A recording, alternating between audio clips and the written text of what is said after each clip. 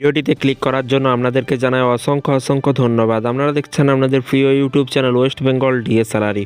West বেঙ্গলের ডিএর update এবং বেতন বৃদ্ধির আপডেট প্রত্যেক দিনের জন্য পাবেন, তাই অবশ্যই চ্যানেলের সাথে থাকুন। চ্যানেলটিকে সাবস্ক্রাইব করে পাশে থাকা বেল আইকনটিতে প্রেস করে রাখুন পরবর্তী নতুন আপডেট পাওয়ার জন্য। রাজ্য সরকারি কর্মচারীদের সেলফ অ্যাপ্রেসাল রিপোর্টের সময়সীমা বাড়ানোর সিদ্ধান্ত কিন্তু ডিএ কি দিচ্ছে সরকার, চলুন বিস্তারিত আজকের এই গুরুত্বপূর্ণ আপডেটটি দেখে নেওয়া যাক। এখানে বলা আছে রাজ্য সরকারের বিভিন্ন দপ্তরের পক্ষ থেকে বারবার আবেদন করা হয়েছিল যাতে হিউম্যান রিসোর্স ম্যানেজমেন্ট সিস্টেমের মাধ্যমে 2018 থেকে 19 থেকে কিন্তু 2023 থেকে 24 অর্থবর্ষে সেলফ অ্যাপ্রেসাল রিপোর্টের পর্যালোচনা এবং রিপোর্টিং অফিসারদের কাছে জমা দেওয়ার সময়সীমা বৃদ্ধি করা হয়। এই সেলফ অ্যাপ্রেসাল রিপোর্ট রাজ্য সরকারি কর্মচারীদের পদোন্নতির ক্ষেত্রে অত্যন্ত গুরুত্বপূর্ণ। সেক্ষেত্রে কিন্তু রাজ্য সরকার সিদ্ধান্ত নিয়েছে যে সেলফ অ্যাপ্রেসাল রিপোর্ট মূল্যায়নের সময়সীমা বৃদ্ধি করবে এবং ডিএ পাবে।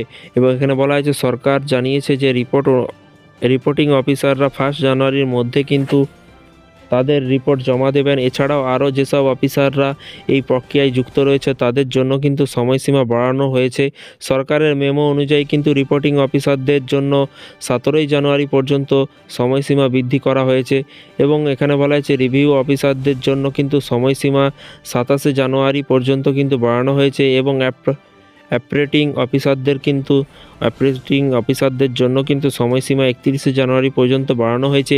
এইদিকে রাজ্য সরকারি কর্মচারীরা দীর্ঘদিন ধরে তাদের ডিএর দাবিতে ডিএ বৃদ্ধি পাওয়ার জন্য আন্দোলন করছে, কিন্তু এখন পর্যন্ত তাদের ডিএ বাড়ানো হয়নি।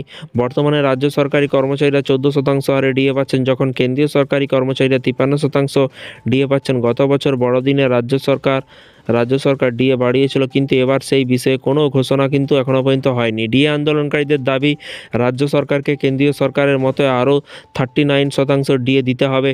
তবে মমতা বন্দ্যোপাধ্যায় সরকার এখনও নিজের অবস্থানে অনড় থেকেই কিন্তু কেন্দ্রীয় ডিএ হারের মতো কিন্তু বাড়তি ভাতা দেওয়ার সিদ্ধান্ত কিন্তু নেয়নি। পশ্চিমবঙ্গে 1970 সালে পে কমিটি গঠন করা হয়েছিল, যার কারণে কেন্দ্রীয় বেতন কমিশনের পঞ্চম পর্বে কিন্তু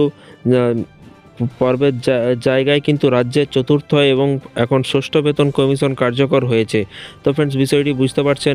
এই ছিল আজকে একটি ছোট্ট আপডেট। এই ধরনের প্রতিদিন সরকারি কর্মচারী, কেন্দ্রীয় সরকারি কর্মচারী, রাজ্য সরকারি কর্মচারীদের বিভিন্ন রকমের আপডেট পেতে অবশ্যই চ্যানেলটিকে সাবস্ক্রাইব করে পাশে থাকা বেল আইকনটিতে প্রেস করে রাখুন পরবর্তী নতুন আপডেট পাওয়ার জন্য। ভালো থাকবেন, সুস্থ থাকবেন এবং নিজের খেয়াল রাখবেন। Thank you.